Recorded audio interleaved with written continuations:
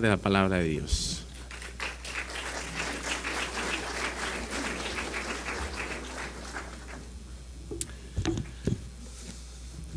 Quiero reconocer que no siempre se hace referencia a las esposas, pero quiero testificar que el ministerio mío en el tiempo actual sería imposible sin la ayuda de Susana. Y es la bendición que Dios me ha dado para poder llevarlo y seguir adelante. De manera que gracias por la referencia.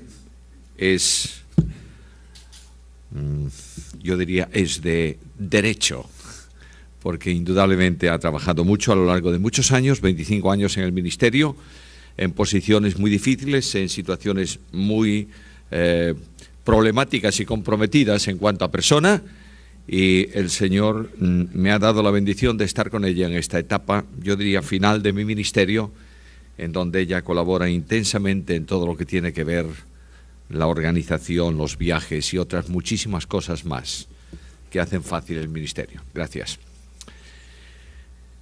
Toma la cruz de Cristo. Sin duda lo que está diciendo el escritor, toma la cruz como hizo Cristo. Lo que pasa es que hay que traducirla de alguna manera. La cruz de Cristo es el gran ejemplo para nosotros. Pero Cristo no puede tomar la cruz si no se hace hombre. Ayer por la mañana considerábamos algo que aparentemente es fácil dentro de la cristología. Jesucristo es Dios. Y no hace falta extenderse mucho en esa consideración por una razón. Miramos sus obras y descubrimos que indudablemente es Dios. Nadie puede, como Jesús, hacer las cosas que Jesús hizo. Y la autoridad del Maestro se manifiesta porque es Dios. De manera que cuando delante de la tumba de Lázaro dice a Lázaro, Lázaro ven fuera, en el griego solamente dos palabras, Lázaro fuera, se manifiesta la omnipotencia de Dios. El evangelista dice que el que estaba dentro, apareció fuera. A veces preguntamos a los niños en la escuela dominical, ¿y cómo saldría Lázaro?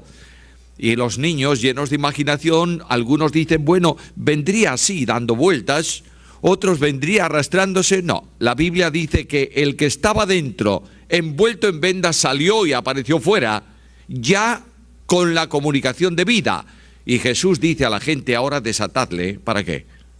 Para que se pueda ir. De manera que Dios el Señor hace milagros omnipotentes. Dios está en Cristo caminando por el mar. Y los discípulos, ¿qué dicen? Es un fantasma. Y Pedro, ¿qué dice? Bueno, si eres tú, haz que yo vaya a ti sobre las aguas. ¿Y qué dice Jesús? Ven. Y no quedó otra opción, vino. ¿Hasta dónde? Hasta donde estaba Jesús. Y cuando llegó allí, ¿qué ocurrió? Terminó lo que Pedro pedía, ¿y qué ocurría? Comenzó a hundirse, porque no hay ningún hombre que camine sobre el agua. La omnipotencia de Dios se manifiesta en Cristo a través de su deidad, ¿verdad? Pero ahora viene el problema más serio de la cristología. Y el problema más serio de la cristología no está en la deidad, está en la humanidad. Porque es reconciliar lo irreconciliable. Es hablar de grandeza y limitación. Es hablar de omnipotencia y de flaqueza en el sentido humano. Es hablar de infinidad de Dios y de limitación o pequeñez del hombre. ¿Puedes reconciliarlo? No. De ahí que la cristología sea el elemento en las 9 doctrinas fundamentales que más herejías ha generado a lo largo del tiempo. Los que se inclinan hacia un énfasis en humanidad niegan a veces la gloria de la deidad. Y ahí tenéis a esa herejía histórica dentro de la temática de las herejías de la Iglesia, que dicen que Jesucristo no es un Dios igual que el Padre, sino que es un Dios rebajado. Y vienen a hacer verdaderos equilibrios en el texto griego cuando hablan de que en el principio era el Verbo, y el Verbo era con Dios, y el Verbo era Dios. Y como en el texto griego no está ese Dios precedido de artículo determinado, ellos colocan un indeterminado. Todos sabéis que en el griego no existe artículo indeterminado. Se supone cuando no está el determinado delante, ¿verdad? Pero no siempre es así. Si tú pusieras en ese texto griego, a ver, ¿quiénes están estudiando griego aquí? Pero las manos arriba, no te escondas que estás estudiando bien. De manera que todos vosotros sabéis muy bien que si colocamos un artículo determinado en el texto griego ante un sustantivo, ante un nombre propio o común, estamos determinando la unicidad de eso. De manera que si yo pongo un artículo delante de Dios y digo el verbo era el Dios, ¿qué ocurre? Que solamente es Dios el verbo. ¿Me estás entendiendo? Por eso no se coloca el artículo, pero de eso a que le coloquemos nosotros un artículo indeterminado no está sustentado en ningún lugar. Lo que está diciendo el escritor, el apóstol Juan, en el prólogo del Evangelio es que el infinito y admirable Dios, que es el verbo, que está con Dios, viene a una situación de hombre. Llamo vuestra atención a un versículo, Juan capítulo 1 y versículo 14. Voy a pedir que esta mañana me ayudéis con la lectura bíblica, de manera que aunque en la grabación el sonido quede muy lejos, como yo digo la cita, el que lo vea o el que lo escuche puede buscarlo en su Biblia. Juan 1:14, ¿qué dice?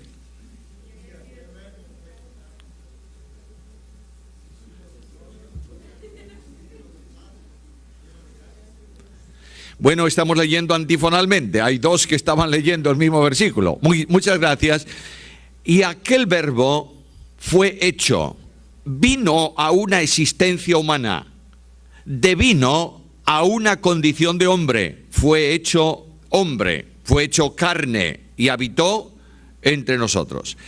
El concepto de carne para Juan sabéis que es un concepto, por supuesto, idéntico al de Pablo, pero Juan utiliza la palabra carne en un sentido diferente al que habitualmente usa Pablo.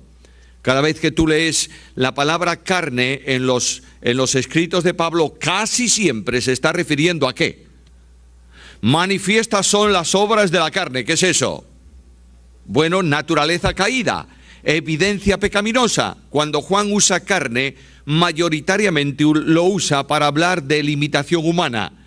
El verbo no se hizo pecado en el sentido de venir a pecar. Se hizo carne, se hizo un hombre y habitó entre nosotros. Ahora, la encarnación del Verbo eterno de Dios es una verdad solemne que tenemos que aceptar y que tenemos que admitir. ¿Qué quiero decir con eso? Cuando decimos que el Verbo de Dios se hizo hombre, estoy diciendo que la segunda persona de la Trinidad llegó a ser un hombre en el tiempo y en el espacio. Y quiero decir que solamente el Hijo, segunda persona divina, asumió esa naturaleza humana hasta unirla hipostáticamente en la persona divina del Hijo de Dios.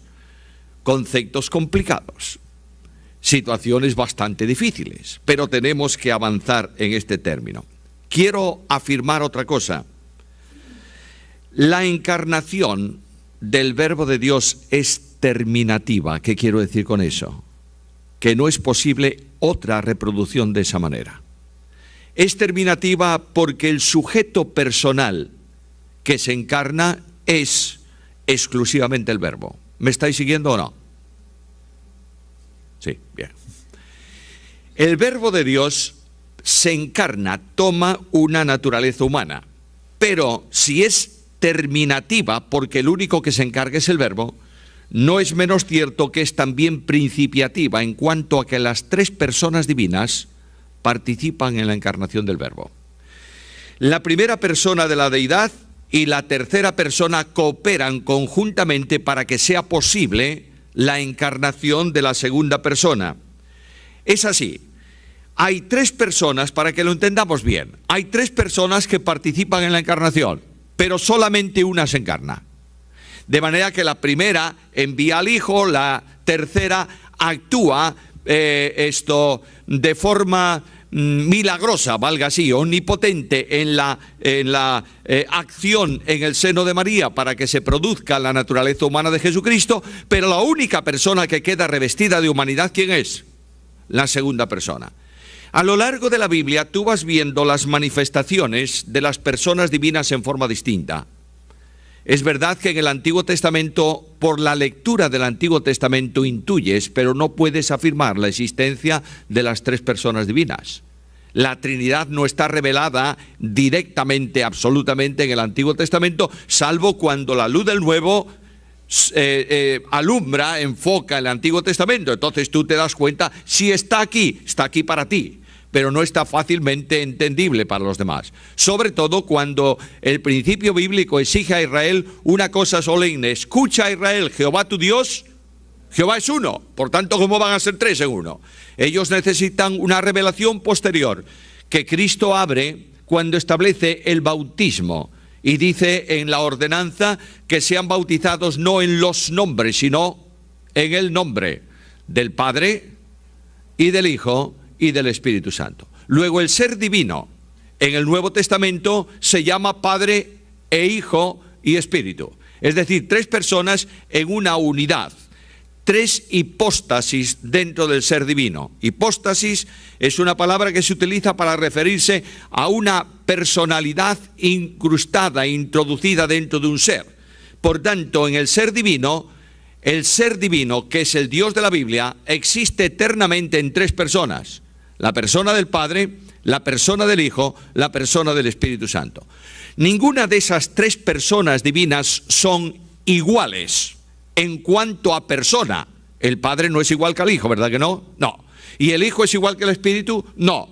Pero las tres personas divinas son individuales, pero nunca independientes. ¿Sabes por qué? Porque participan de la misma vida. De manera que el Dios de la Biblia, el Padre, no puede vivir independiente del Hijo, porque la vida del ser se comunica a cada una de las hipóstasis de las personas que subsisten en él. Por eso, cuando hablamos de unidad de la Iglesia, permíteme hacer un paréntesis aquí, cuando la Biblia habla de que, cuando Cristo dice al Padre, quiero que sean uno, ¿qué dice Jesús? No nos confundamos, dice Cristo, que sean uno como nosotros somos uno. Indudablemente esa unidad divina del Dios Trino, en la armonía, en la economía intratrinitaria, se traslada a la experiencia de cada creyente, porque las tres personas vienen a habitar en el cristiano. En el cristiano no habita solo el Espíritu Santo. El Espíritu Santo es la persona divina residente en el naos, es decir, en el santuario de Dios. De la misma manera que en el tabernáculo de la antigua dispensación Dios se manifestaba en el santuario, en el lugar santísimo, de la misma manera la presencia divina se manifiesta permanentemente por la presencia de la tercera persona que actúa, que moviliza, que motiva, que conduce, que orienta la vida del cristiano. Me está siguiendo en esto, ¿verdad? Pero las tres personas divinas vienen a la comunión del cristiano por una razón específica. Cristo dijo, todo aquel que me ama, mi Padre le amará, ¿y qué? Y vendremos a él, ¿y qué más? Haremos en él morada. Tú no puedes recibir la vida eterna solamente como vida de una persona, porque la vida eterna es vida común para las personas divinas. ¿Me está siguiendo? De manera que por esa razón, por esa base espiritual, el creyente puede entender más o menos bien la condición divina de las personas divinas. Y decimos, tres en un ser. Bueno, es un poco complicado, pero está bien. Pero cuando tú desciendes a la experiencia vital de la segunda, es muy complejo. El Verbo se hizo carne. Quiero llevarlo con calma. Tengo autorización para extenderme unos minutos más esta mañana. Si no, me la tomo. No podéis no invitarme más y ya está todo arreglado. Y además quedan 3 días para irme. Felices vosotros. Quiero decir con esto que Cristo el Señor, siguiendo el texto de Juan, se hace uno de nosotros y planta su tienda en el desierto de nuestra humanidad. Cuando leemos aquel versículo de Juan 1:14, el Verbo se hizo carne y habitó entre nosotros, tendríamos que inventar en castellano un verbo para traducir bien esa palabra. Otro paréntesis para los griegos que están presentes esta mañana. Vosotros sabéis muy bien que la diferencia entre los idiomas bíblicos hebreo y griego es que el hebreo tiene mucha menos riqueza de palabras, por tanto tiene que utilizar mucho más el lenguaje figurado. El que mora al abrigo del Altísimo morará bajo la sombra del Omnipotente. Dios me cubre con sus alas. Bueno, todo esto es figura de lenguaje, porque no tiene una expresión posible para referirse a eso. El imperativo hebreo es difícil de construir, de manera que cuando tú quieres hacer un imperativo absoluto, el hebreo tenía que repetir 3 veces la misma palabra. De ahí que se diga santo, santo, santo. ¿Sabes qué significa? Significa santísimo. A veces nosotros venimos a un literalismo extraño y decimos el Dios de la Biblia es 3 veces santo. Bueno, lo entendemos si somos hebreos. Pero si yo soy un español y un castellano, lo que quiere decir eso es que es infinitamente santo, es santísimo. Ahora, el griego tiene una diferencia. Cuando no tienes una palabra, ¿qué haces? La inventas. Y no hay ningún tipo de problema. De modo que cuando Pablo quiere hablar de inspiración, del soplo de Dios en la Escritura, inventa una palabra que no está en ningún lugar, ni del nuevo ni del griego clásico, theopneusto, Dios soplado. Y ya dijo lo que quería decir. Nosotros tendríamos que inventar un verbo en castellano para definir la acción de Dios. Habitó entre nosotros significa tabernaculeó. Puso su tabernáculo entre nosotros, su tienda de campaña. Y la tienda de campaña que Dios pone es la humanidad de Jesús. Pero no te olvides que dentro de esa tienda de campaña habita la plenitud de la deidad. Por tanto, aquí tenemos ya el primer problema en la cristología. ¿Cómo puede la plenitud, el pleroma, lo absoluto de la deidad habitar dentro de un hombre? Bueno, alguien me dice es que Dios está presente en todas las partes, no importa la dimensión. Bueno, también es cierto. Pero lo que quiero decirte es que a través de la naturaleza humana de ese hombre que es Jesucristo el Señor, se expresa a Dios en toda la dimensión de la palabra. Y eso sí que escapa fuera de nuestra comprensión. Solamente cuando la persona divina comunica a la naturaleza humana las propiedades que corresponden a Dios, es posible esa dimensión. ¿Me entendiste bien? Bueno, vamos adelante entonces con una segunda cuestión.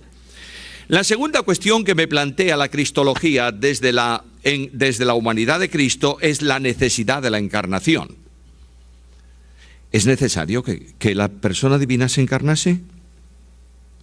Como exigencia intrínseca, es decir, como necesidad absoluta, no. Porque Dios no tiene ninguna necesidad. ¿Entendéis lo que estoy diciendo? Pero sí es necesaria absolutamente en relación con la redención. No es posible redimir si no es pagando un precio. Y no es posible pagar un precio sin dar la vida de infinito valor del Hijo de Dios en su naturaleza humana.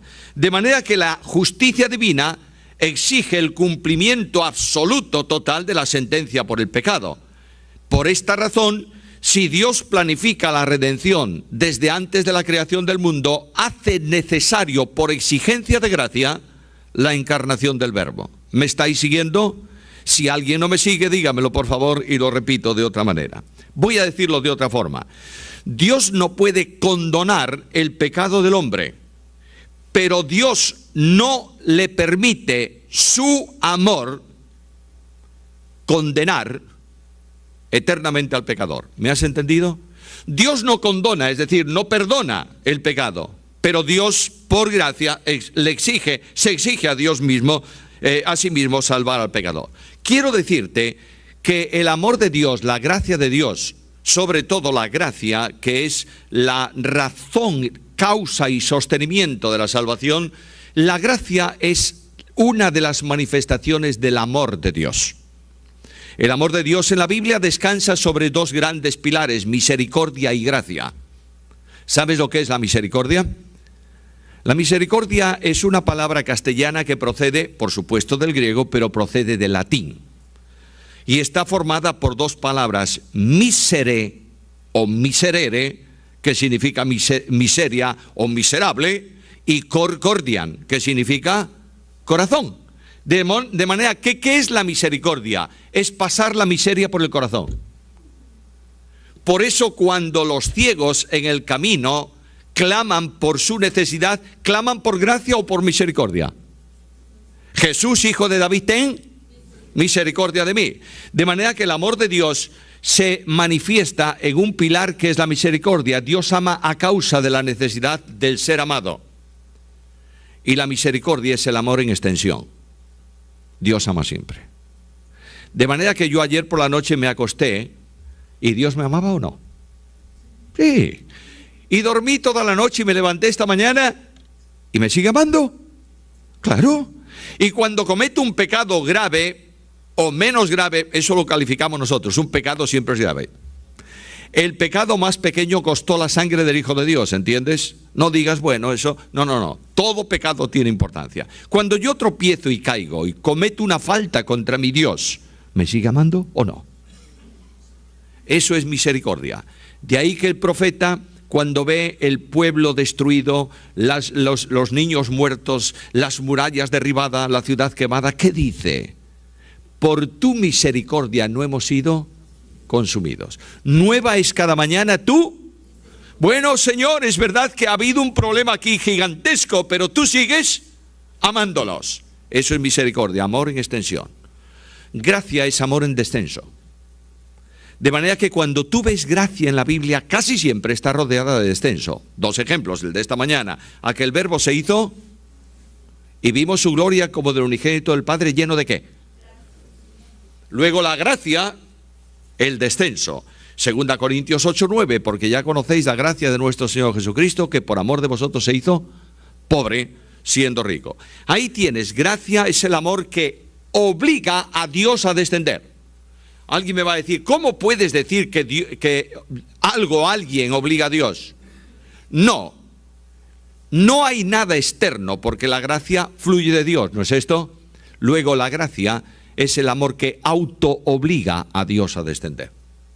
Lo primero que Dios hace antes de la creación, lo decía ayer, fue determinar, establecer en soberanía el plan de redención.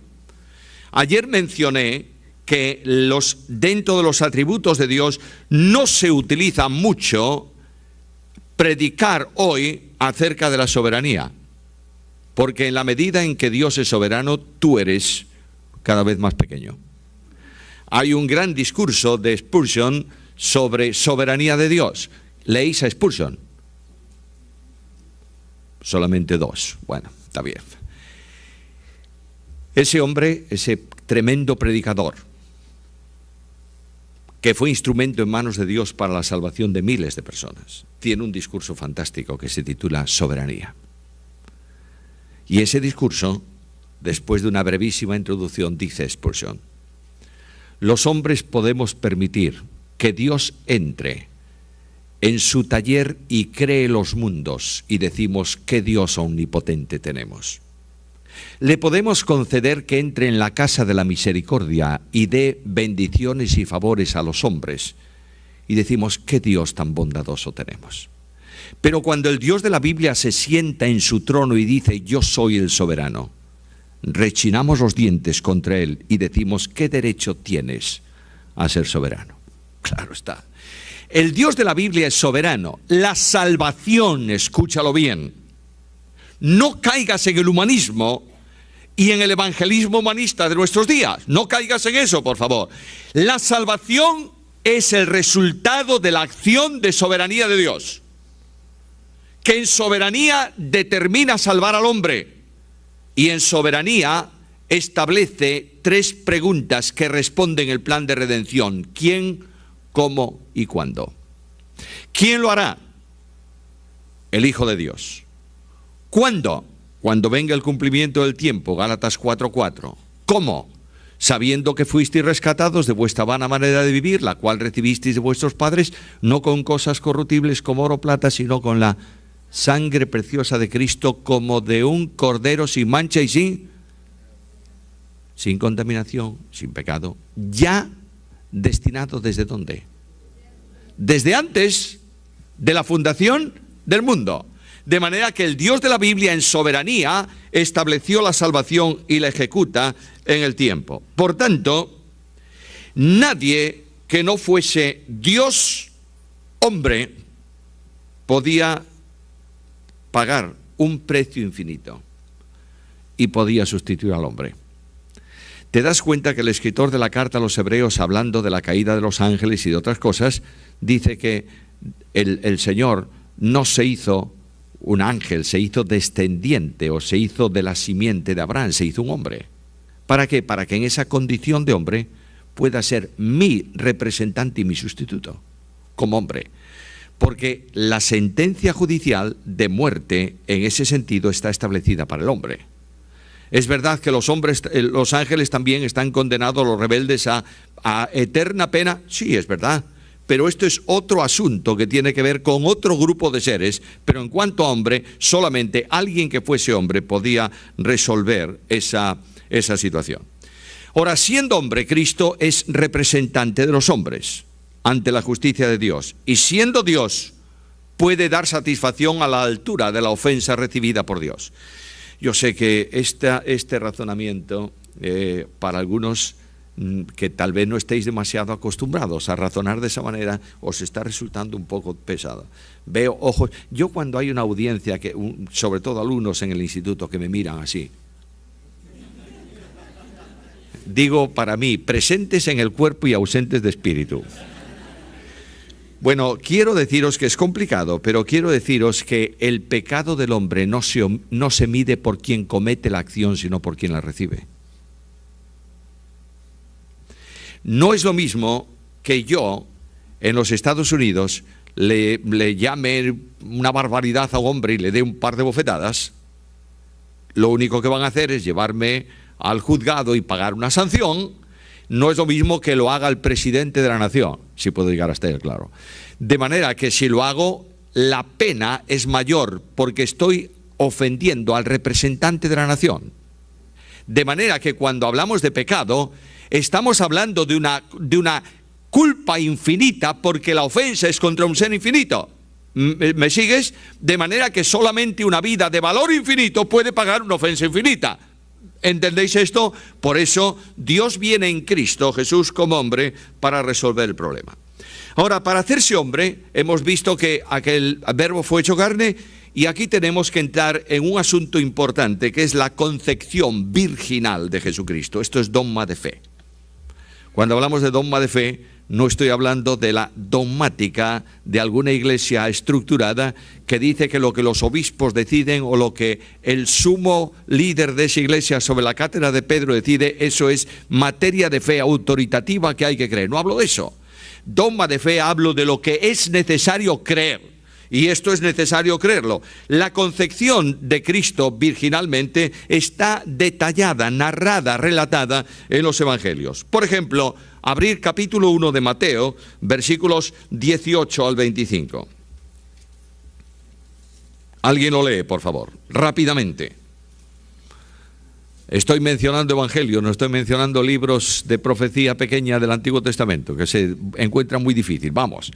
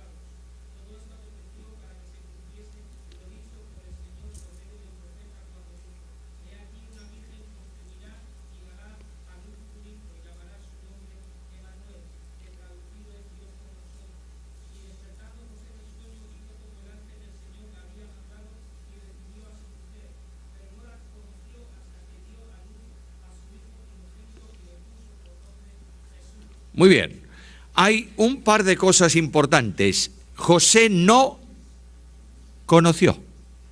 El verbo conocer en la Biblia no tiene sentido intelectual, sino sentido vivencial. La primera vez que aparece ese verbo en la Biblia está en Génesis capítulo 4. y conoció Adán a su mujer Eva, la cual concibió y dio a luz un hijo. ¿Conocía Adán a Eva o no? Naturalmente, no sé cuánto tiempo habrá vivido con ella, pero no tengo la menor duda de que se enteró que estaba Eva. Porque una de las cosas que dice la Biblia es que Adán estaba solo y Dios le hizo ayuda.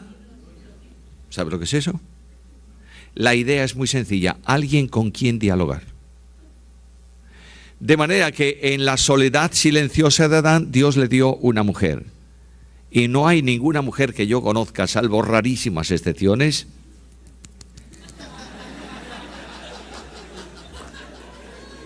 hablan, decimos en España, como sacamuelas, ¿verdad? Es decir, hablan con toda la dimensión. De manera que estoy seguro que el silencio del huerto se rompió para Adán en cuanto Eva abrió los ojos. Y ahí comenzó el gran diálogo, porque una de las cosas que Dios establece es el gobierno terrenal para el hombre y para la mujer juntos. Lo dice en plural. Enseñorearos, sojuzgad. De manera que solamente gobierna en silencio un dictador. Pero una persona democrática dialoga antes de tomar una decisión. Claro, estoy llevando este terreno a la política. No había un reino que se llamaba el reino de Edén. Pero lo que quiero deciros es que Dios colocó a esa mujer para que hablase con el hombre. Pero dice el texto bíblico que conoció en intimidad matrimonial. Y de esa relación íntima matrimonial se produce la concepción, gestación y alumbramiento del primer hombre en la tierra. No podemos olvidar también que el regalo de bodas que Dios hizo a la primera pareja fue la fertilidad. Solo Dios concede la bendición de la transmisión de la vida para que se produzca matrimonialmente, en la relación matrimonial, lo que Él determina: creced en la tierra y llenadla. No se lo dice a una sola pareja, ¿eh? No pienses que Dios te lo dice a ti solo y que lo que tú tienes que hacer es tener 25 hijos. No, esto puedes compartir, pero el propósito de Dios es que la humanidad se multiplique por esta relación. Ahora, viene un ángel a hablar a una mujer desposada. Una mujer desposada era una mujer comprometida matrimonialmente con un hombre, aunque no se celebró el matrimonio. Los desposorios era un contrato que se firmaba, se signaba entre el novio, los testigos de la ciudad, en respuesta a la acción del padre de la novia. Quien buscaba a la novia para el hijo, ¿quién era?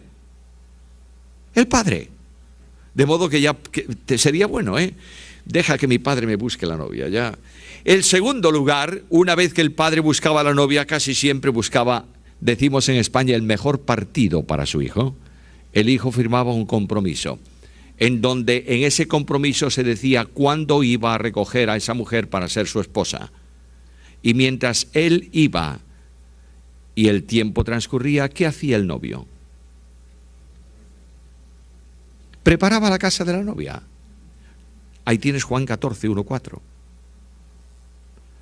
La Biblia dice que todo lo que el padre me da, busca a la novia, y el hijo dice, la tomaré, no la voy a rechazar. Y mientras no viene el tiempo de la boda del Cordero, ¿qué está haciendo Cristo?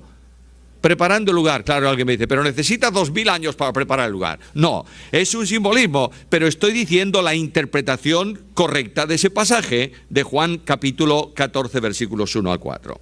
Ahora, ante la sorpresa de esa desposada, cualquier problema moral traía como consecuencia legal y penal, ¿sabe lo qué? Apedreamiento. Y de pronto, el ángel le dice a esta mujer, concebirás en tu seno. ¿Y qué le dice ella? La respuesta lógica. ¿Cómo? ¿De qué manera voy a hacerlo? Porque yo no he conocido varón. Y el ángel le responde de una forma muy importante también. El Espíritu de Dios vendrá sobre ti y el poder del Altísimo te... Ese verbo es importante. Cubrir. En el Antiguo Testamento se utiliza muchas veces para el acto de la fecundación. De manera que, por no citar ya personas, pero citaros un texto, esto dice que cuando Jacob le robaba las ovejas a su suegro, hacía que fuesen cubiertas delante de varas. Jacob era un tipo impresionante. Un ladrón y su suegro otro. Eran iguales. De manera que la paga del pecado, pues eso, los dos eran buenos ahí, pero dejemos ahí a Jacob. Quiere decir que el Espíritu Santo de Dios se lo dice con palabras que puede comprenderlo, ¿entiendes? El Espíritu Santo de Dios va a hacer un acto especial en ti, de manera que tú, que eres virgen, que no has conocido varón, que no has tenido relación con hombre, que todavía no has consumado tu matrimonio, vas a concebir en tu seno. La concepción se produce en un estado virginal. Esto es muy importante. Veremos un poco más adelante por qué motivo esto es así. Esa concepción virginal anunciada por el ángel a María trae como resultado una respuesta de María. La respuesta de María no es como los católicos tratan de enseñar, que es una aceptación, por tanto se convierte en corredentora. No es así. Lo único que María dice es: de acuerdo en cuanto a lo que tú has determinado. ¿Qué voy a hacer yo? Yo soy la sierva, tú eres el Señor, haz lo que te parece. ¿Me estás entendiendo? No es una aceptación que trae una consecuencia, es simplemente el reconocimiento de la soberanía de Dios. Tú determinas eso, está bien, hazlo.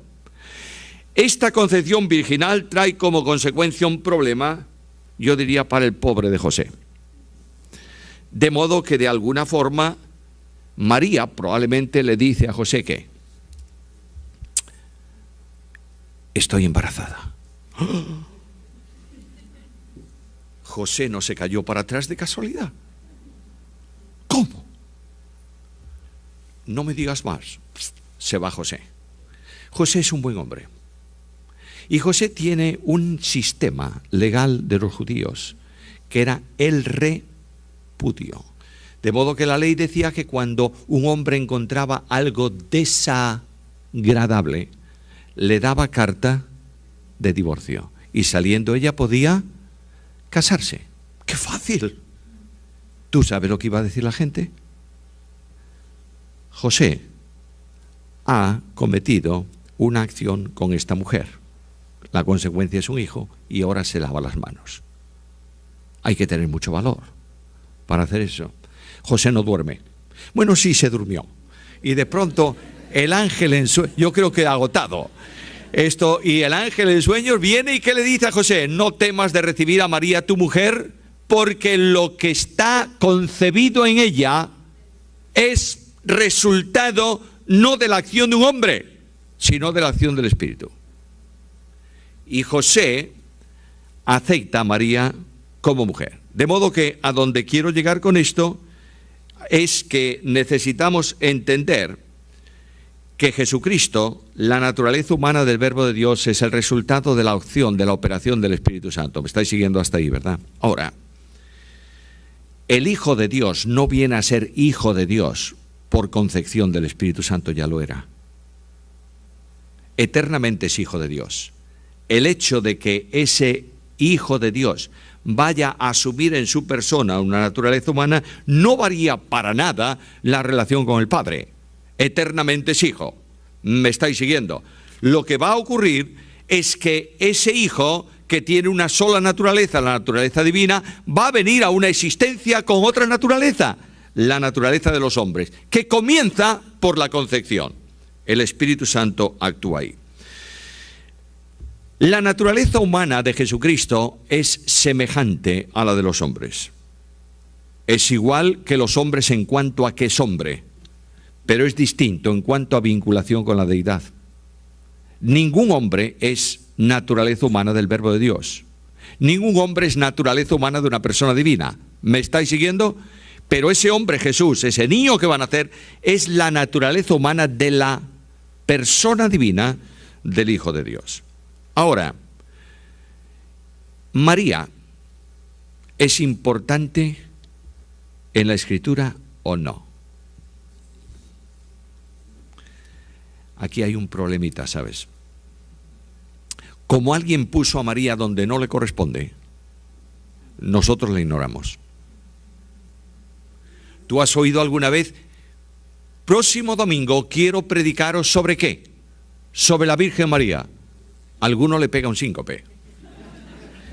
Es lo mismo que cuando hablamos, yo voy a hacer veréis cómo esto es así. Yo voy a hacer ahora mismo a decir una frase, el apóstol dice, ¿a quién me refiero? Claro, ¿y el resto qué? Nosotros seleccionamos y nos situamos como nos parece mejor. De manera que la Biblia da a María 3 calificativos importantísimos. Le llama bienaventurada, ¿o no? Sí. ¿Le llama bendita o no? Sí. Y le llama la madre del Señor. Llega un momento en la historia de la Iglesia en que comienza a discutirse si Jesucristo es Dios o no. Y el concilio utiliza una frase en relación con María que se ha entendido muy mal en el tiempo. Le llaman la madre de Dios. ¡Qué barbaridad! Para un momentito. Antes de decir eso, pregúntate por qué se dijo. Y se dijo porque si Jesús, el Señor, es Dios, lo que quiso el concilio es enfatizar la deidad de Cristo. ¿Te das cuenta? Por tanto, ¿la Virgen María es madre de Jesús? Sí. ¿Jesús es Dios? Sí. El concilio llegó a una conclusión, es madre de Dios. Nunca enseñó la Iglesia, jamás, ni puede enseñarla, que María sea la madre de la deidad. ¿Me está siguiendo? Pero como el que nace es Dios, se le dio ese calificativo. No quiero que lo uses el domingo, ¿eh? No lo uses porque generas una confusión tremenda. ¿Me está siguiendo? Pero quiero darte la razón por qué ocurrió ese hecho importante. Ahora, si la humanidad surge por la acción del Espíritu Santo, tengo que preguntarme qué es lo que nace en Belén. Y ayer os decía que la Biblia dice, por tanto, el santo ser que nacerá. Lo tenéis en vuestra Biblia, ¿verdad? Debéis, si es posible, utilizar menos el santo ser. La Biblia dice literalmente lo santo. Porque quien es alumbrado por la Virgen María es Emmanuel. ¿Y qué es Emmanuel? Dios con nosotros. El evangelista está utilizando el cumplimiento de una profecía del Antiguo Testamento en donde al rey de Israel se le da una señal que él no quiere tomar. Y como él no quiere dar o pedir una señal en un momento de peligro para el pueblo de Israel, Dios le dice, te voy a dar yo una. He aquí la Virgen concebirá y dará a luz un hijo, y dice, y llamará su nombre Emmanuel, que declarado es Dios con nosotros. Lo que está utilizando Mateo en cuanto a eso no es el hecho en sí de la concepción de una virgen, porque indudablemente en la historia antigua de Israel debió haber una mujer que era virgen, no tiene un hijo milagrosamente, pero concibe en su seno de una forma normal y recibe un nombre que es Emmanuel, y ese nombre tiene que ver con la liberación milagrosa de Dios a ese pueblo en un momento tremendo de su historia. Pero en el Nuevo Testamento la aplicación que hace el Espíritu Santo es que aquella profecía tiene cumplimiento perfecto en la concepción virginal de Jesucristo y en el alumbramiento. En el momento más crítico de la historia de la humanidad, Dios viene a nosotros. Y Emmanuel se manifiesta. Ahora, yo quiero llegar a algo muy importante, a dos cosas importantes antes de dejaros sueltos esta mañana. Porque tenéis en la cabeza, supongo que tenéis unas cuantas piezas que es como un puzzle que hay que hacerle hueco para sentarlas. Meditad en ellas. Ahora, a donde yo quiero llegar es a un primer principio. ¿Por qué Cristo no tuvo un padre humano? Las respuestas son múltiples y se dan todas más desde la lógica que desde la Biblia. De manera que una de las cosas que se dice es que el padre comunica el pecado en la concepción al hijo. Pero el Salmo 51 habla de la madre. En maldad fui formado y en pecado me concibió ¿quién? Porque la herencia genética y espiritual no proceden del padre solo, sino de la pareja. Si no hubiese una acción del Espíritu, tendríamos posibilidad de hablar también de la Virgen María como Inmaculada. Eso es lo que dice la Iglesia Católica, ¿o no?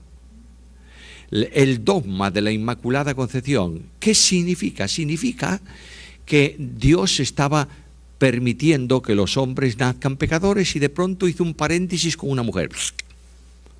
Y esta no tiene pecado, porque por ella va a venir el Hijo de Dios. ¿Es verdad eso? No, señor. Porque para que ella no tuviera pecado, por esta lógica, tampoco te podría tener pecado, ¿quién? Su madre, y así su abuela hasta Adán. No es esta la verdad. La cuestión de la santidad del verbo la vamos a ver enseguida, pero estoy diciendo por qué no puede tener padre humano. Las razones son esencialmente dos. Primero, porque Jesucristo es el unigénito del Padre. Luego, no puede haber otra relación paterno-filial con Cristo que la relación del Padre eterno. Segunda cuestión, cuando tú estudias la genealogía de Cristo, sabes que en los evangelios hay dos cuerpos genealógicos, uno en Mateo y otro en Lucas. La genealogía de Mateo es la genealogía de José, que viene desde David por vía ¿de qué? De Salomón, el heredero del trono, y de ahí viene toda la progresión hasta José. Luego José es el heredero del trono legítimo, porque es descendiente de David por la línea del rey prometido y asumido que es Salomón.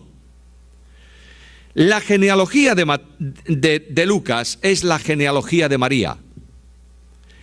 Y la vinculación con David se hace no por Salomón, sino por Natán, un hijo de David.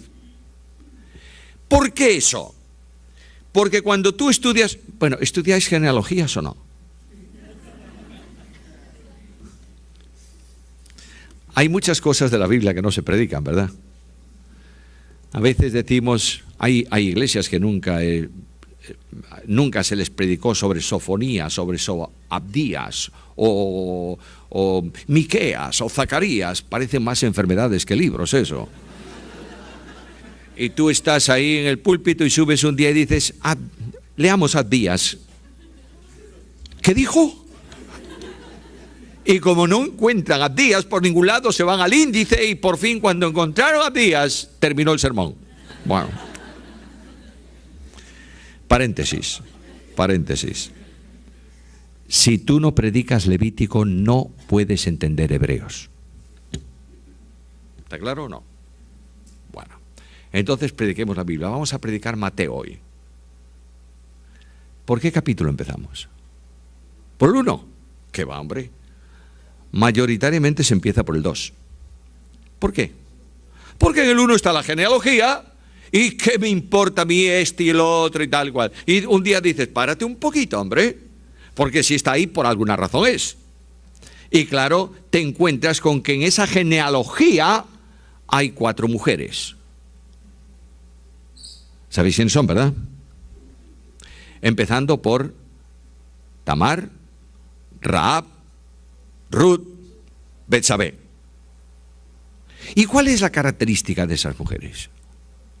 Pecadoras, perversas, ¿sí? Y los hombres de la genealogía peores que ellas. Lo que está diciéndome Mateo es que la vinculación de Cristo con David es también vinculación con los gentiles. ¿Sabes por qué? Porque esas 4 mujeres son gentiles. Si no estudio eso vamos a tener problemas, ¿o no? Claro que sí, sobre todo con el Evangelio de Mateo. Ahora, porque Mateo escribe el Evangelio para responder a una pregunta, si Jesús es el rey, ¿dónde está el reino? De manera que hay una vinculación ahí. Ahora, en la genealogía de Mateo, en el tronco genealógico hay un rey que se llama Jeconías. ¿Sabes quién fue Jeconías? No, pues léelo, por favor. En esos momentos críticos de la historia de Israel, Dios dice de Jeconías, aunque sea anillo de oro lo tiro al estiércol. Y dice, ninguno de su descendencia se sentará jamás en el trono. Y la descendencia de Jeconías está José. De manera que la concepción humana de esa naturaleza, si fuese posible, traería como consecuencia ¿qué? Que Cristo no podría sentarse en el trono. De manera que Dios resuelve el problema. Entronca a Jesús con David por Natán y le da los derechos del trono por adopción. José lo toma y es el hijo mayor, por tanto el heredero del trono. ¿Te das cuenta de esto? Qué fácil es para nosotros, pero hay que estudiar las genealogías. De manera que el Dios de la Biblia no podía tener padre humano, primero porque es el unigénito del Padre, segundo porque su padre humano hubiera traído un problema de relación y habría que superar la maldición. Ahora, impecabilidad. ¿Jesús es impecable o no? No lo dudes. Es que yo estoy observando, es que a veces cuando hago una pregunta, vosotros decís, si digo que sí me va a decir que no, y si digo que no me va a decir que sí. No. Jesús es impecable, no solamente no hubo en él maldad, sino que no pudo haber en él maldad. Y ahora venimos al problema. Primera cuestión, ¿quién nace santo, santísimo o no? ¿Sí o no? Sí. ¿Es adorable? Sí. Porque está vinculado hipostáticamente a la segunda persona de la deidad. Es el único hombre adorable. Y él requiere adoración. Y él recibe adoración. Y los gentiles son los primeros que le adoran, que son los que se llaman reyes magos, entre comillas. Los que vienen del oriente adoran a Cristo. Los pastores suponemos que lo adoraron, pero no lo dice la Biblia. Los pastores fueron a ver si aquello era verdad. Y llegaron y encontraron y salieron contentos y felices, pero no se dice más. Pero quienes vinieron para adorarlo eran personas que no eran judías. Mientras que Herodes buscaba a Cristo para matarlo, los gentiles vienen para adorarlo, porque el Rey de Reyes y Señor de Señores es el Señor de las naciones. Ahora, ¿quién da esa produce, es la palabra que está buscando, esa santidad en la humanidad de Jesús? El Espíritu Santo en su concepción, ¿verdad? Ahí te equivocas. Lo produce la persona divina del Hijo de Dios en quien se forma esa humanidad. De otra manera, la concepción de la naturaleza humana se produce sobre y en la persona del Hijo de Dios. De otra forma, el Hijo de Dios baja al seno de María y sobre la persona divina del Hijo de Dios se confecciona la naturaleza humana que asume en forma de hipóstasis. A ver si me puede seguir. Imagínate un cuadrado con dos entradas. En una entrada coloco una naturaleza, la naturaleza divina. En otro cuadrado introduzco la naturaleza humana. ¿Quién sostiene esas dos naturalezas? La persona divina del Hijo de Dios, el cuadrado. ¿Me estáis siguiendo? Por tanto, quien santifica la humanidad de Cristo es la persona divina en quien subsiste. Segunda cuestión. La persona se manifiesta al exterior por medio de la personalidad. Tú tienes un chico que es mongólico. ¿El mongólico profundo es persona o no? Claro, ¿cómo no? ¿Pero tiene personalidad jurídica? No, porque no es capaz de contraer racionalmente obligaciones y cumplirlas.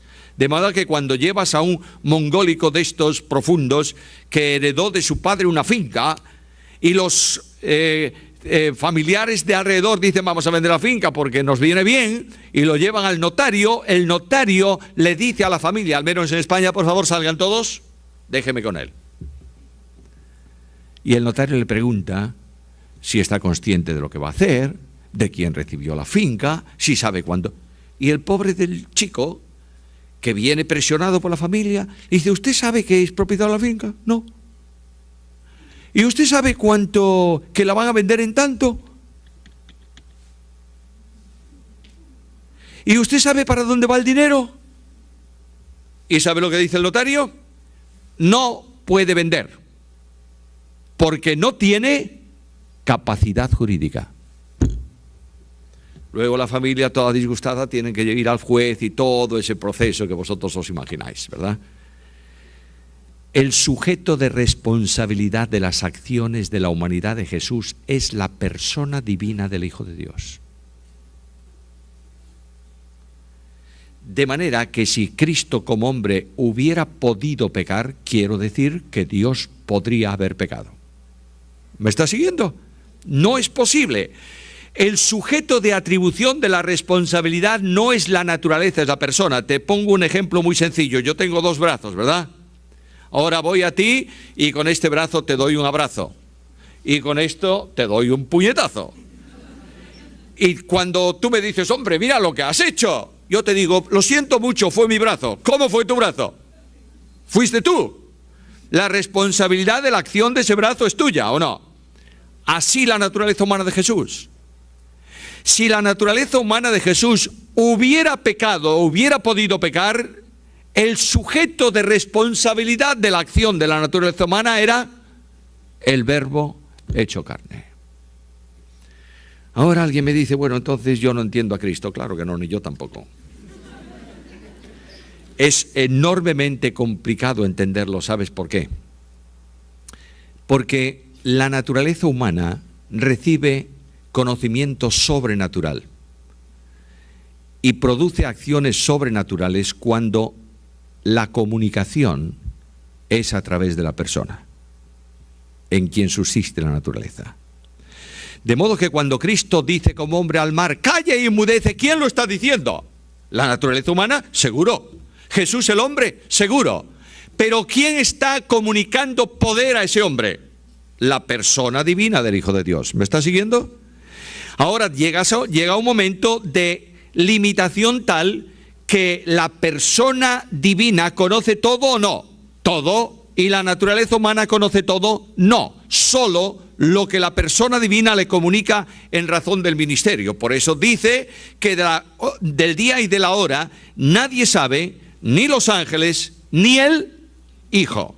Y Cristo es el Hijo de Dios, expresando esa relación, tanto en su naturaleza divina como en su naturaleza humana. ¿Me has entendido bien? Eso es muy importante que lo tengamos claro, porque podremos entender la expresión de Getsemaní, que lo veremos también un día de estos. No se haga mi voluntad, sino la tuya. ¿Y cuál es la voluntad de la humanidad de Cristo? Bueno, como hombre sabe que va a pasar por un problema muy serio que se llama la muerte espiritual. Y lo que él no sabe es cómo Dios va a arreglar el problema. ¿Por qué? Porque la persona divina no se lo comunicó. ¿Me estás entendiendo o no? Yo creo que ahí tenemos un medio barullo, ¿no? Bueno, vamos a ver. Un día Cristo, voy a ir más sencillo. Un día Cristo está en medio de una multitud y una mujer viene y le toca. ¿Y qué dice Jesús? ¿Quién me tocó? Y Pedro le dice, va, ¿quién te tocó? Y yo qué sé. Si estamos todos apretándote, ¿qué sé yo? ¿Quién? Y dice, alguien me tocó porque yo he sentido que salió poder. ¿Quién fue? Cristo no está haciéndose el ignorante para hacer venir la mujer delante de todos y pedir una confesión. Cristo está diciendo como hombre lo que es una verdad. ¿Lo sabe el Hijo de Dios en su naturaleza divina o no? Sí. ¿Se lo comunicó a la humana? No. Entonces la humana está ignorando una situación que después viene a la realidad. Ahora, Lázaro está enfermo, ¿es así? Y los discípulos dicen, bueno, si duerme, es que se va a poner bueno. Y Cristo le dice, no, nuestro amigo Lázaro, ¿qué? ¿Ha muerto? ¿Quién se lo dijo a esa naturaleza humana? La persona divina. ¿Y por qué lo hace? Por una necesidad vital. Porque sabéis que los judíos enseñaban en su teología que el alma de un muerto permanecía 3 días en el cuerpo. A lo largo de esos 3 días podía ser resucitado. Pero después de los 3 días, no. ¿Cuántos días esperó Cristo? Los discípulos de Emaús suben para Emaús y le dicen, nosotros pensábamos, creíamos, tal, y además hoy es el 3er día. Luego ya no hay ninguna posibilidad.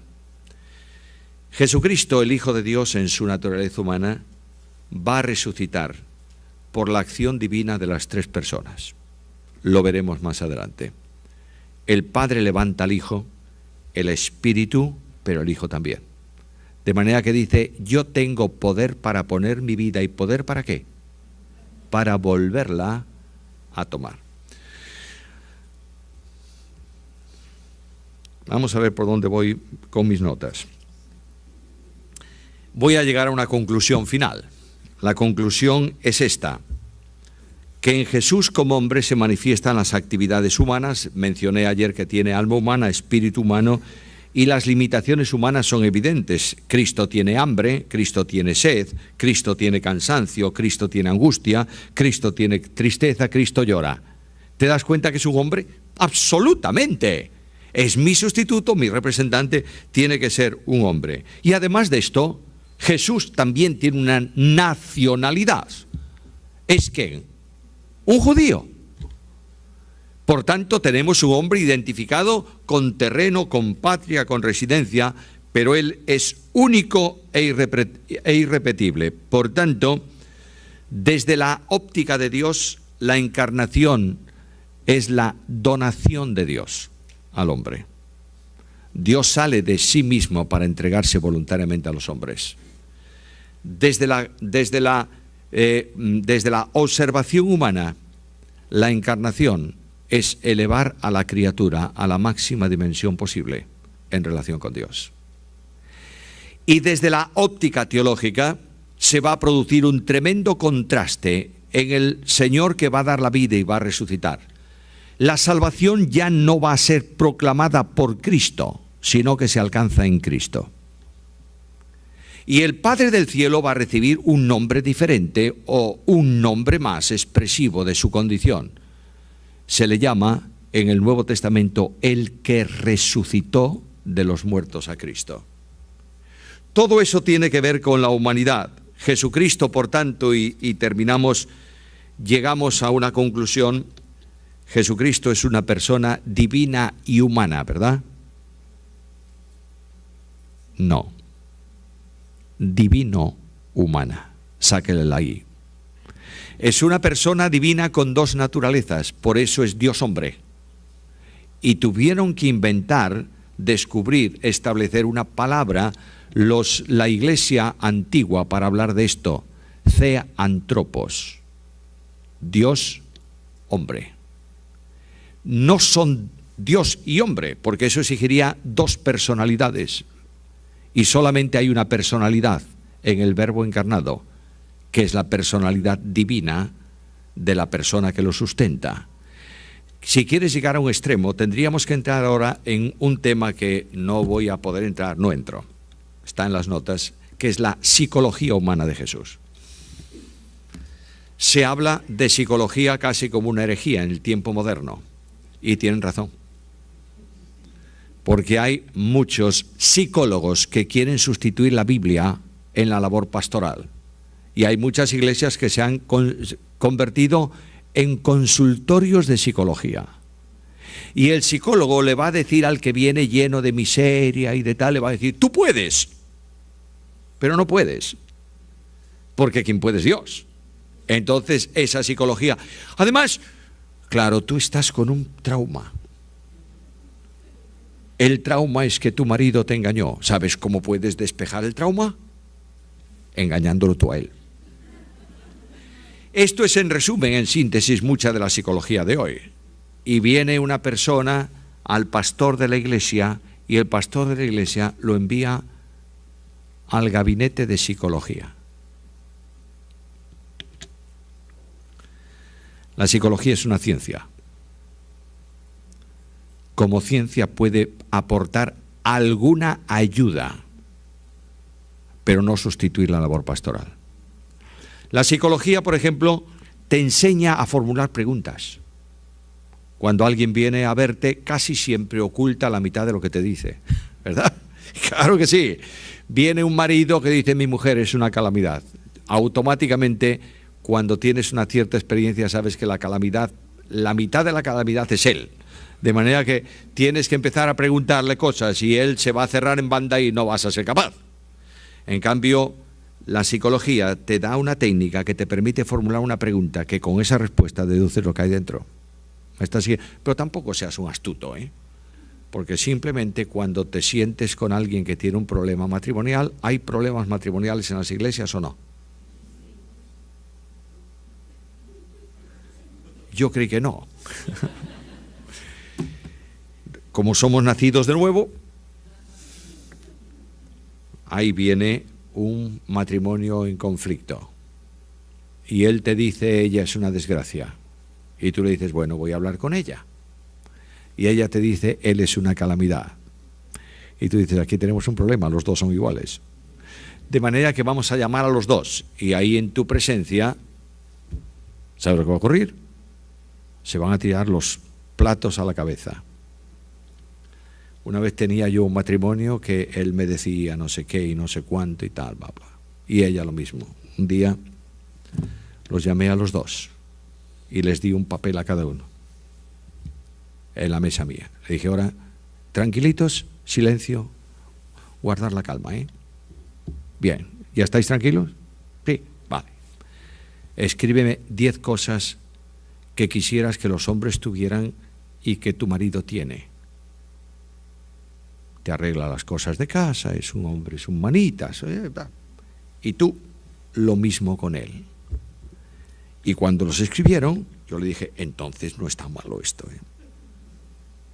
Estás reconociendo que eso no es así. Pero muchas veces el marido, sobre todo el marido, que somos más, aquí mando yo, se cierra en banda y te dices que tú no sabes cómo es mi mujer. Y yo lo miro y le digo: mira, aunque sea un cruce de león y tigre, tienes que amarla, porque Dios te amó a ti. Esta es la gran dimensión. Pero ¿a dónde voy yo y por qué vengo al matrimonio? Porque indudablemente el Hijo de Dios que no peca es ejemplo para mi vida, ¿sí o no? Yo no puedo terminar esta mañana sin hacer una aplicación personal. Dios me ha llamado a seguir las pisadas no del Dios de la gloria, sino del hombre, Jesús. Marcó ruta en mi camino para que yo lo haga.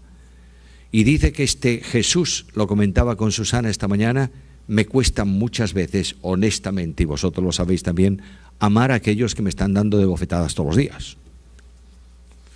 Me encantaría retorcerles el cuello. Bueno, no, eso no, porque lo matas. Bueno, pues espantarlo. No.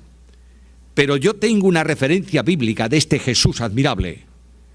En la última cena sentó a su lado a Judas y le dio el bocado del amigo.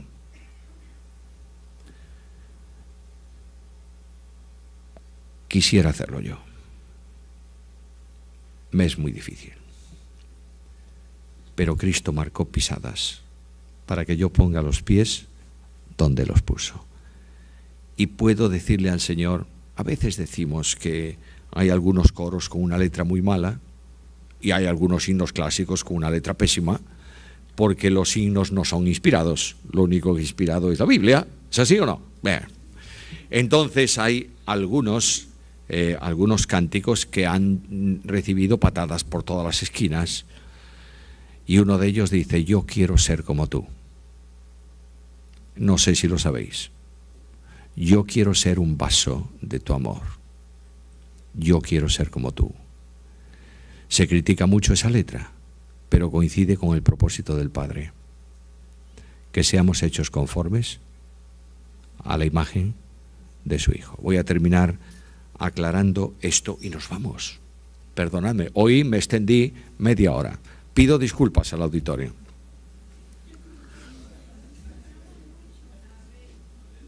No.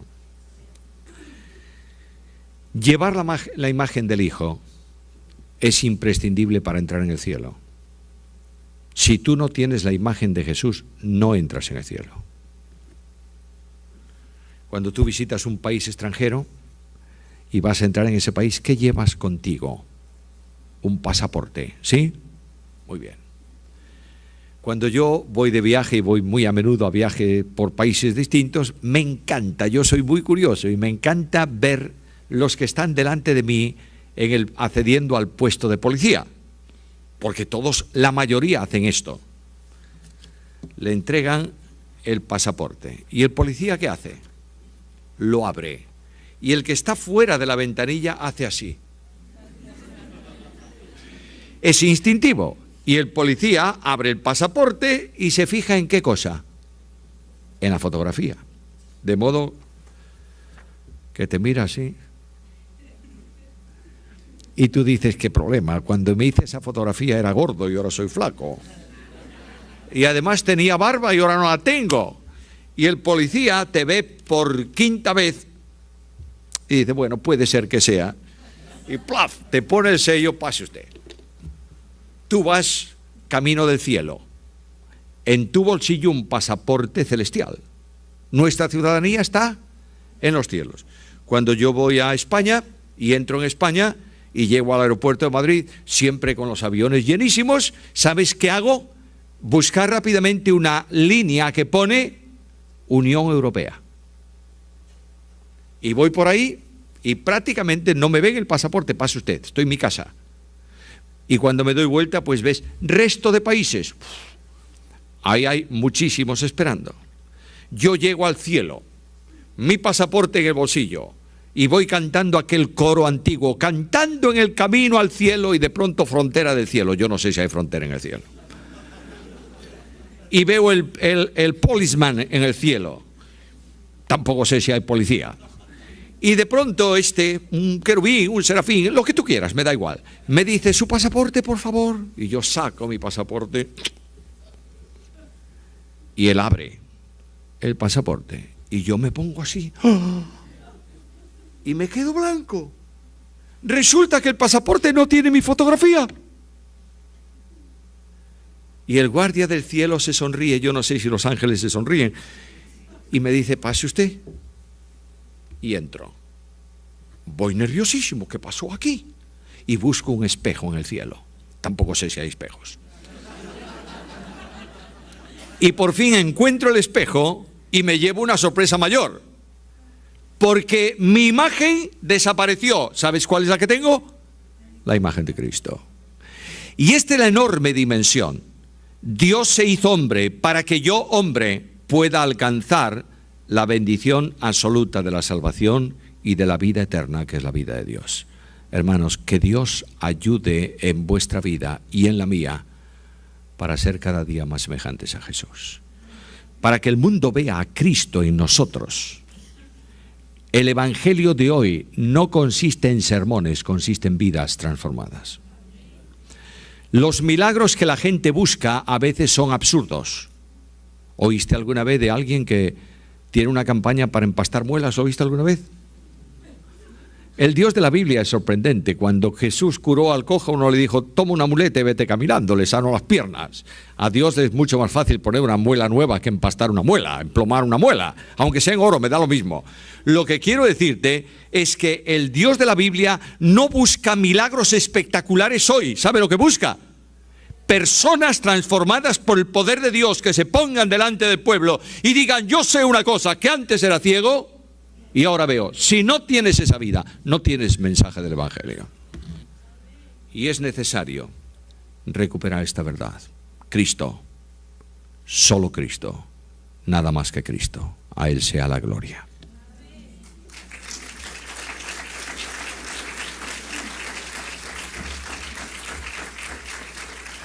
bien, hay tres personas que participan en la encarnación, pero solamente una se encarna.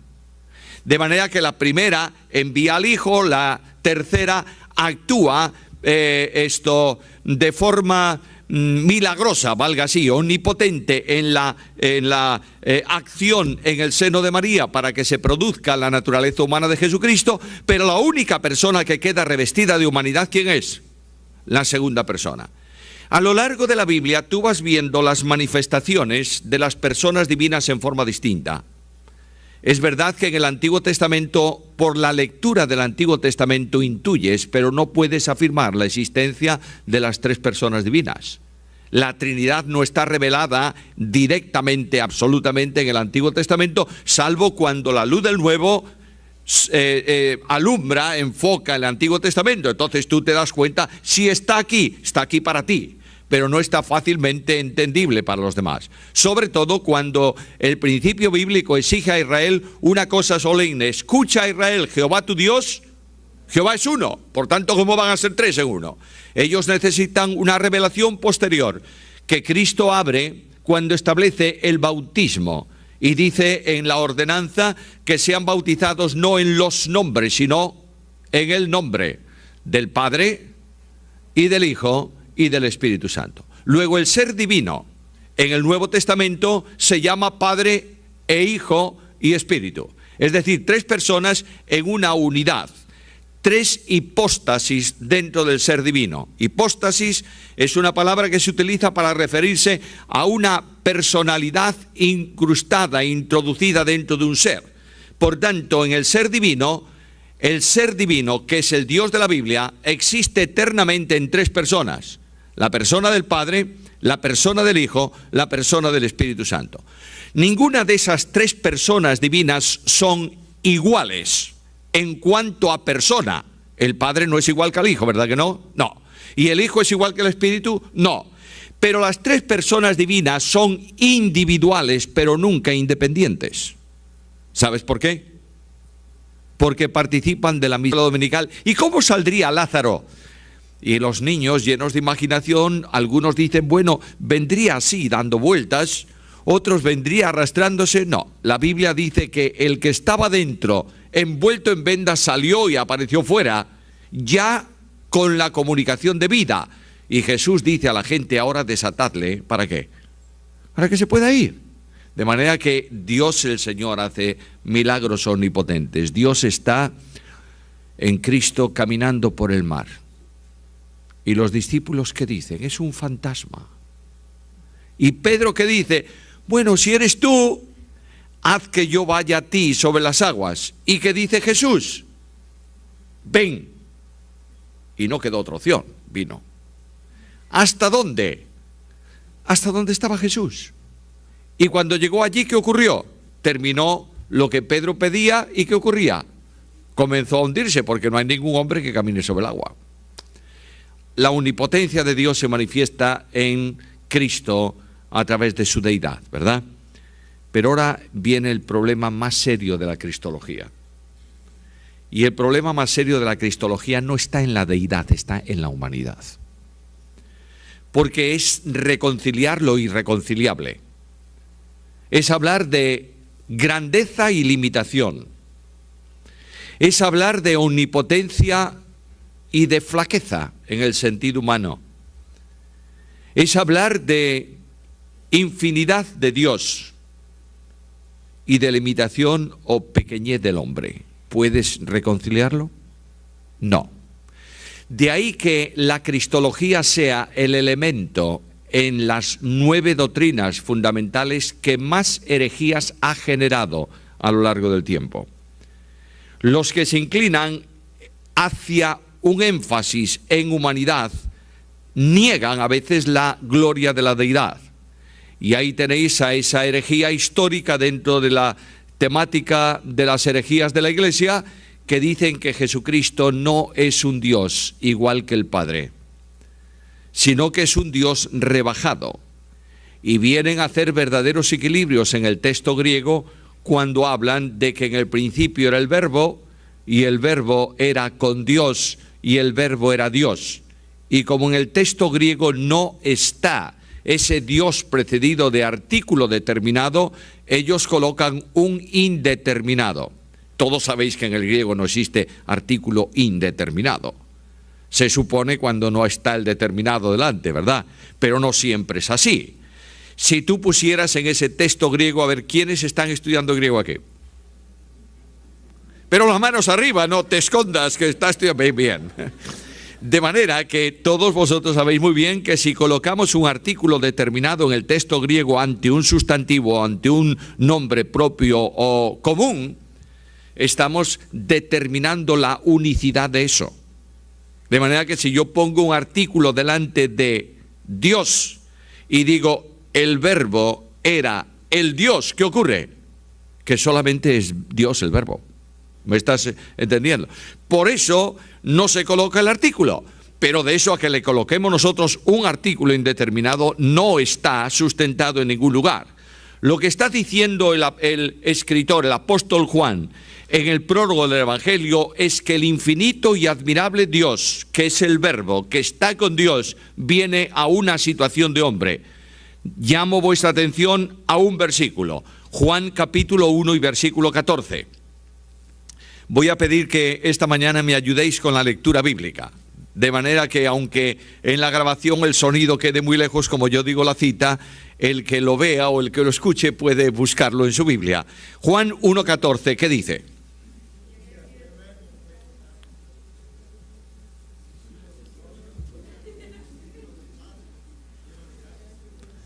Bueno, estamos leyendo antifonalmente, hay dos que estaban leyendo el mismo versículo. Muchas gracias. Y aquel verbo fue hecho, vino a una existencia humana, devino a una condición de hombre, fue hecho hombre, fue hecho carne y habitó entre nosotros.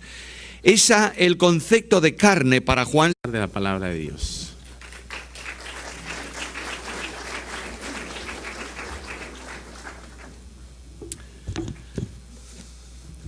Quiero reconocer que no siempre se hace referencia a las esposas, pero quiero testificar que el ministerio mío en el tiempo actual sería imposible sin la ayuda de Susana.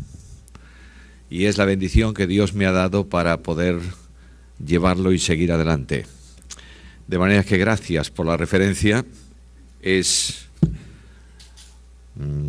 Yo diría, es de derecho, porque indudablemente ha trabajado mucho a lo largo de muchos años, 25 años en el ministerio, en posiciones muy difíciles, en situaciones muy problemáticas y comprometidas en cuanto a persona, y el Señor me ha dado la bendición de estar con ella en esta etapa, yo diría, final de mi ministerio, en donde ella colabora intensamente en todo lo que tiene que ver la organización, los viajes y otras muchísimas cosas más que hacen fácil el ministerio. Gracias.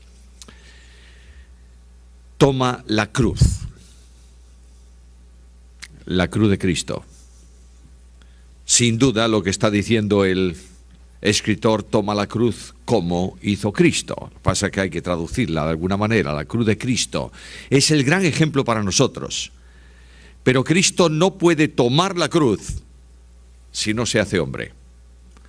Ayer por la mañana considerábamos algo que aparentemente es fácil dentro de la cristología. Jesucristo es Dios. Y no hace falta extenderse mucho en esa consideración por una razón. Miramos sus obras y descubrimos que indudablemente es Dios. Nadie puede, como Jesús, hacer las cosas que Jesús hizo. Y la autoridad del Maestro se manifiesta porque es Dios.